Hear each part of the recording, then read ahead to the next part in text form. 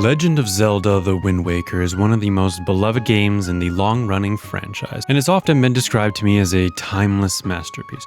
No game holds up better than The Wind Waker. But often when I hear this, the main thing these disembodied internet voices are talking about is the art style and atmosphere of the game. What about the story and the characters and the dungeons?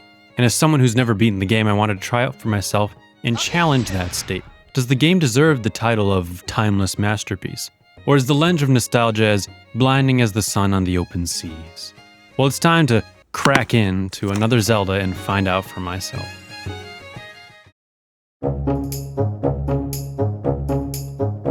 Again, for most people when discussing the timeless nature of The Wind Waker, the most common point is really about the art style. And I'm not here to challenge that, the game looks amazing. But I think the story, setting, and characters are what actually hold up best. You start your courageous journey as this incarnation of Link on Outset Island, an island tucked away in the southwesternmost region of the Great Sea. It is depicted as a simple place to live, and you're just lazing around in a crow's nest without a care in the world. And no Zelda game makes me feel more like a country bumpkin than this one. And after being woken up by your sister to get yelled at by an old man for not thrusting hard enough, your simple life is uprooted and our hero's journey begins to save your sister, save the Great Sea, and defeat the forces of evil. And I think the reason why this story presents itself as a little basic at first is because it uses the hero's journey structured almost to a T. And that sounds like a bad thing if you seek originality, but who gives a shit? Because it's not like you can't make something good out of this timeless structure. And I think the biggest reason it works so well here is because the characters you meet along the way are full of personality. Tetra is sassy, sure-footed, and commands an entire crew of weirdos. She has a sense of confidence that comes off as a little older than you, and so it only makes sense to listen to her when she's speaking. Even when she decides to shoot you out of a cannon. Triforce of Wisdom my ass. But by the end, she's a character that's gonna work hard to attain the future she desires and doesn't mind getting a little blood on her hands. She's definitely one of my favorite versions of Zelda, and I wish we got to see more of her in this game. And many of the side quest characters on Windfall have an entire routine or subplots dedicated to fleshing out their issues and requesting some form of assistance from you. There's plenty of fun side quests in Windfall especially that match that cartoon art style, like the one where you need to help this little girl who's fallen in love with a moblin, or to ones that are touching on some more serious topics like relationships and love. And one of my favorites of those happens to be Medley, as she's working to balance her duties in friendship with Kamali, but she needs to overcome her self-doubt and low confidence that infects her psyche as she compares herself constantly to her former mentor. But she eventually overcomes that, and I love seeing these stories where someone's taking on that kind of journey, as it's just so relatable to me personally. Never knowing if you're good enough and constantly comparing yourself to others. Life of a small YouTuber, like and subscribe. But speaking of comparing, the trading sequence was definitely a little bit of a bummer in this game compared to Link's Awakening, which I was just hot off of finishing that, where each trade felt much more interesting and unique with all the characters you're interacting with, where here it feels a little bit more of a grind as you go across the various islands on the Great Sea, and there's very little major payoff, with the only sense of completion being filling up the shop, getting a heart piece, and a new armor that I never used. So there's hits and there's misses with a lot of the characters and subplots, but then there's Ganondorf.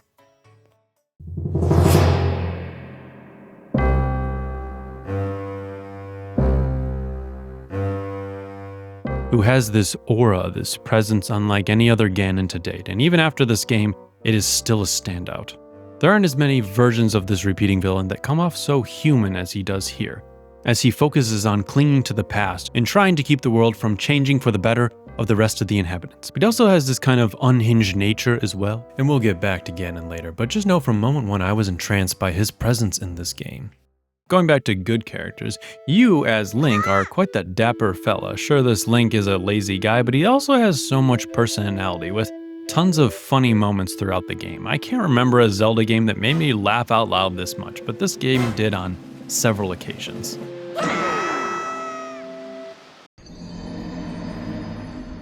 There's so many epic moments in this game that are really standouts, and there's even a lot of mystery, and luckily I haven't been spoiled too much on this game, but halfway through you discover that the old Hyrule from the Hero of Time's age is frozen in time under the Great Sea, and at this point it adds so much mystery and makes you want to keep going and figure out, how could this happen? Why did this happen? And even when you go back to the Great Sea after this moment, it starts to make you question everything. Every island you see, you kind of wonder what remnants of that island might have been from this old age.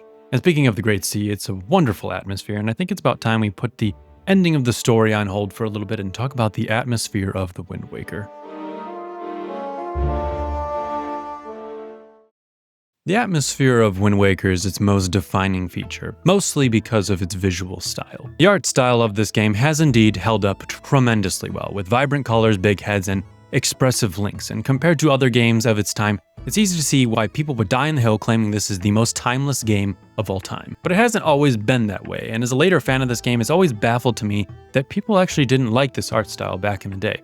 I don't know if they were blind or tricked by that demo or whatever, but people just didn't like this game's art style. But in 2025, I think it's safe to say that most do. My favorite part is how the style and the best music that Zelda maybe's ever done comes together to build such a unique pirate atmosphere.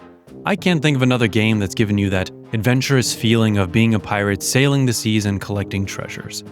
And even since then, there hasn't really been much like it. This will be a little bit of a tangent, but as a One Piece fan, I've always wished for a game similar to this in this kind of style and with this kind of attention to detail and atmosphere. I know I sound like a typical One Piece fan, inserting it where it doesn't belong, but it's kind of the tits. But speaking of things with unique visual style choices that cause a little bit of controversy, I know there has been a lot of discussion though about the GameCube versus the Wii U art style and the changes that they made. And personally, I like them both. Maybe it's because I'm a newer fan and didn't grow up with the original, but I do sympathize as a Gen 4 Pokemon fan when the remakes change something about the style you just don't like.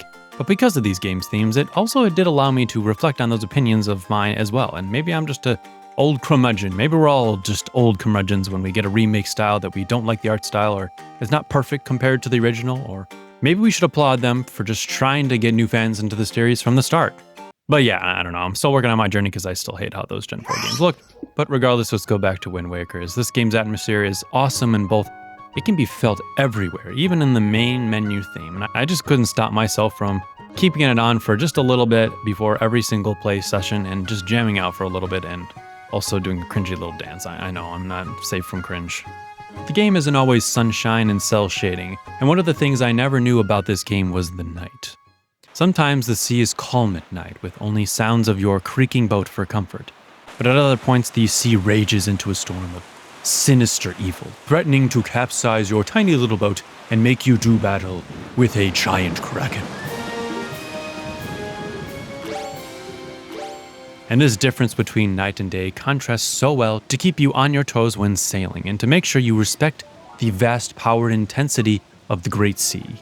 It also makes me kind of wish there was a moment or mechanic where the storm would be so powerful that even a song couldn't pierce the raging gods above. And that doesn't really happen except for when you get kind of stuck in a vortex or something. But it was just kind of an annoying thought that would probably ruin how you play this game normally, but I thought it would be nice, I don't know. But it's not just the style and colors alone, it's the design of the bosses, the islands, and the structures. They're just so beautiful in this game, and I think my favorite structure is definitely the Tower of the Gods. There's something so old and cool and ancient about this erect ocean silo that makes you question everything once you see it or facepalm into it. And the bosses, man, they're so cool looking. I love the bird from the very beginning, the Helmarock King. He looks so cool with his neon tail feathers, glowing eyes, and massive wingspan, and claws that dig into the tower during his boss fight. And just because the art style of these guys are a little cartoony doesn't mean they can't be intimidating and scary. Even with returning named bosses like Goma have a welcome fresh take on their design that is the stuff of nightmares. This version of Goma totally dwarfs that of Ocarina of Time. And while the motion of the ocean and the mystery of the island silhouettes call to me, and with the best sailing music in existence, I could keep going on forever without complaining. Well, except that it's a little bit slow.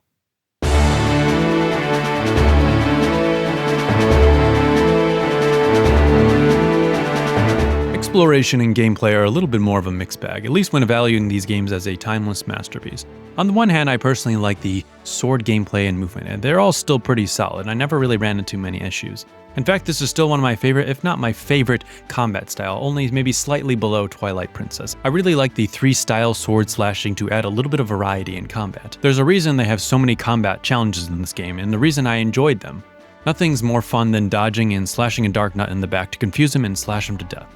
The items you get, though, are a little bit more standard to And the one that makes the most sense in this game is definitely the Deku Leaf, since you can control the wind. But I don't know why I kept forgetting that I could use it. There's way too many embarrassing moments in this game where I was just standing in front of a chasm, unable to figure out what I was supposed to do next, and turns out I was supposed to use the leaf, and I felt like a complete idiot. But then there's some items like the grapple hook that made me question their inclusion entirely. They definitely didn't hire a DEI department for this game, because we have quite a few very same looking items. And I don't know if it's legal to shield a Wii U in 2025, or if this is a hot take that will get me assassinated, but there are some nice gameplay improvements that involve the gamepad itself. The addition of gyro aiming for the Wii U is really nice, and as someone who sucks at aiming in general, it's a nice upgrade. And the gamepad in general saves a lot of time when doing things like menuing, and it doesn't feel like cheating either, just a little bit of a time save. Especially when tackling bosses that have different phases and need different things. And all the bosses here are pretty standard difficulty, but I did beat most of them in one try. But I'd probably play on hero mode or something if I was to play this game again for more difficulty. Now, the one piece of gameplay that's a huge addition that didn't quite hold up perfectly, and I think this will get a little contentious, is the sailing and exploration of the island. I'm not saying I hate or that the sailing and exploration is bad in this game. And early on, I had so much fun sailing through the seas and going from point to point, doing things like salvaging for treasure in the open waters. And the music is amazing, and the music for setting the wind mechanics is actually a lot of fun, a lot more fun than I thought. And it makes you feel like a god being able to control the wind itself and bend it with a few simple notes. But it does get kind of slow and tedious after a while, and I'm sorry guys who love this more than anything. I know it probably defined your childhood, but after the 50th time salvaging for something, only to get a rupee, I really started to get quite annoyed, especially when you go to salvage and you're like 1 pixel off of actually getting the item, and you have to adjust the wind and you have to go back, and it really grinds my rudder. And when you are going to fun destinations and doing quests, it's all a vibe. But towards the end, I would be lying if I didn't say I just turned a sail in a direction and took a bathroom break for a little bit and let it go on its own. And that's not really how you're supposed to be enjoying this game, but I was definitely tempted to do it quite a bit when I had to go to a far section of the map. Now, the Wii U version does give you the swift sail to make you go zoom, but I really don't like how it gets rid of the game's main mechanics at the same time. It does negate that salvage issue a little bit that I explained earlier, but I wish the spots were just a tad bigger, and that would get rid of that problem for me. And the Swift Sail gets rid of the whole Windwaker mechanic of controlling the wind in general. I feel like I had a modded version of the game, and this is where it did feel like I was cheating a little bit. And I think controlling the wind is too fundamental to the game's identity to just completely get rid of it, which you do get rid of it during sailing when you have the Swift Sail, and it only comes back for a couple puzzles later on in the game. But then there is the Triforce quest. Don't get me started on the Triforce quest. I said it in my Metroid Prime review, and I'll say it again here. I just don't like these end-of-the-game collect-a-thon kind of things. I like it when it feels a little bit more natural feeling when you collect them on your way, but I swear I didn't find a single Triforce shard throughout the entire game naturally before they tell you to go collect them. By the time I got to this point in the game, I had to go find them all. And by that time, I did find some without a guide, but at a certain point, I felt like I was just coming up empty, going around every island and not finding anything useful. I still don't know how you're naturally even supposed to figure out the thing about the ghost ship. I'm probably just stupid, but I could not figure it out at all. Now, if I had played this as a kid and we were all finding them together and talking about it over lunch or something, I think it would have been so magical to compare notes, but now I'm an adult with no friends, so internet is the only way I'm gonna really get an answer or even some sort of a hint. In modern games, they just don't do this thing quite as much anymore. And if they do have these collectibles, even like with something like Breath of the Wild, they're pretty much always side content, or you don't need to find every single last piece to move forward. So on one hand, I get that you want the pirate adventure, but it's definitely not a timeless mechanic. And I just wish there was a way that I could have gotten some more hints throughout the main game, or at least that I would have found 3 or 4 before I got to that point in the game. I don't know, maybe it's all just a skill issue. But it does make me really appreciate the structure of games like Breath of the Wild that allow you to complete the game at nearly any point, and there isn't really anything blocking you from completing your journey, whether you're a completionist or a speedrunner. But speaking of Breath of the Wild, there is one thing this game definitely does a lot better than that game.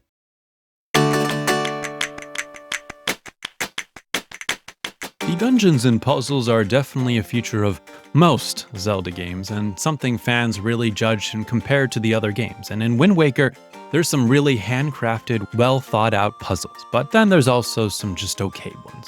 The first dungeon is the Forsaken Fortress. It's more of a Metal Gear Solid-esque stealth mission, which is fun in its own way, but stealth has never been Zelda's strong suit. And Dragon Roost Island hosts our real first temple in the game and adds some extra stakes in trying to help out our new friend Medley. But again, the grapple hook is just a pathetic version of the hook shot, and it has this weird 1-second animation before every usage, and I just got really tired of using this thing because of that. But the boss, Goma, is definitely cool. He's this armored magma centipede, and we're all doing this to save a chubby dragon, and who doesn't love a chubby boy, so it's all worth it in the end. But my favorite temple in this game definitely has to go out to the Tower of the Gods, which is the first real challenge in the game. Not just for its amazing cutscene showing it emerge from the depths of the sea, but also because I really like how it develops throughout the experience. The rising tide mechanic in the beginning makes so much sense for this Zelda game in this world, and wouldn't really make much of a sense in any other Zelda game. It introduces a whole new song mechanic that allows you to control objects for a bit, and I'm a control freak, so that's my dream. And it also continues to be used throughout the entire game and not just this dungeon. This is also where you get the bow, which is quintessential in any Zelda game and leads to one of the best scenes in the game with a frozen Hyrule castle underwater. A Zelda theorist's dream.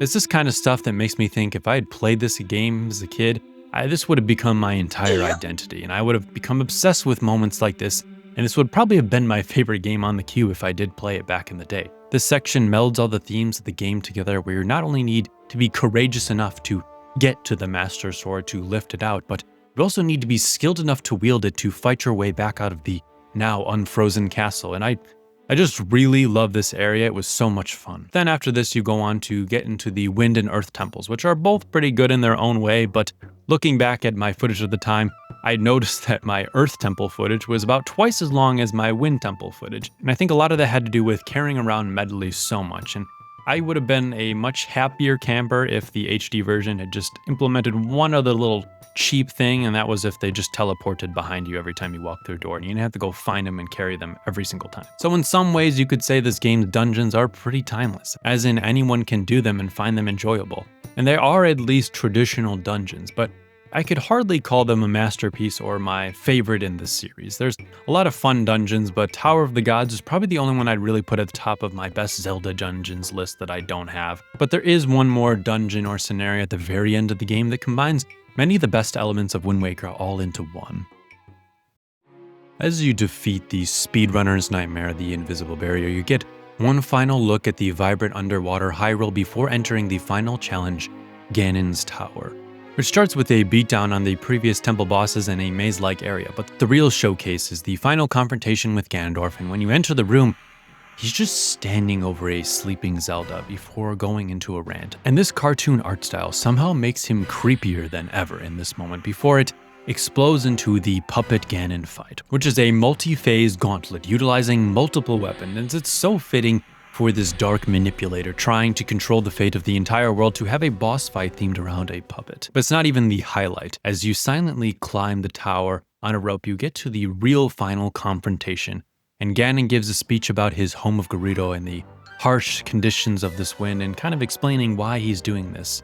He also talks selfishly of bringing that back, not only for himself, but to make all the others in the world suffer under its intensity.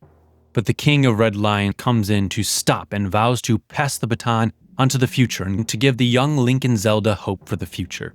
And this is when Link and Zelda, or Tetra, come back together for one final fight against Ganondorf, where she is shooting these light beams at him while you dodge his attacks and deflect those light beams into him to deal damage, making it quite an epic encounter, one of my favorite final Zelda bosses in general, and the stakes and presentation of this are so high. I just enjoy them overall so much, as there's just nothing a kid or even a younger adult like myself hates more than a condescending, controlling adult that just clings to the past and yearns for the good old days at the cost of others. And it's such a satisfying beatdown, because who hasn't wanted to smack a lightning bolt into some old fogey politician that keeps spouting about tradition and things that are more important to them, that they're totally fine with destroying the future of young people to live out the rest of their measly short lives in contempt. And I'm starting to get pissed off a little bit just by saying all that, but that's why this whole fight is just so satisfying, and hardly ever in a Zelda game do I feel this kind of satisfaction beating a final boss that definitely makes it so much more personal. And after beating him though, you get one final send-off with these characters, and I'm really going to miss them. Overall though, if you ask me if I think this game is a timeless masterpiece and worth playing in 2025, I'd still say Well, hell yeah, it's definitely isn't my favorite Zelda game of all time. It's not flawless, I think. Some of the frictional elements I have mentioned kind of will tick off the newer fans, especially since this game is about to be released in NSO, depending on whenever I get this video out. But the highlights are so good, and I hope it didn't sound too nitpicky going through all the other things. I really did love this game, and I just wouldn't consider every element to live up to some of the more modern standards of other games, and especially even in this series. But it doesn't even really need to. I mean, this game is so much more timeless than, say, Generation 1 Pokemon, and I still love those games, and the real standout here are the characters, and they do such a good job at that. And dare I say, this might be the best version of all three, Link, Zelda, and Ganondorf, especially Ganondorf. He really stands out in a series with a ton of villains that are just blobs of evil blobness or something, or they're just more one note. And if there's nothing else, it's a shining example of our hero's journey, and who knows, maybe you'll even find something deeper within the game's themes if you play it again or if you've never played it before. It also has a pretty powerful message that can really motivate you to just get off the couch and go on your own adventure. And that's pretty much it for this video, but I will say, this is actually the second to last 3D Zelda game I haven't played yet. I still have to play Skyward Sword, but after that I've actually played every single Zelda game. So maybe look out for a Skyward Sword review in the future, or maybe I'll go back to one of my other 3D Zelda favorites. But with that being said, I just hit 3,000 subscribers a while back, and that was a pretty big milestone for me, as I've tripled what I ever thought I would even get at that moment. So I'm really glad a lot of you enjoy these videos, but see you next video, and hope you have a good one.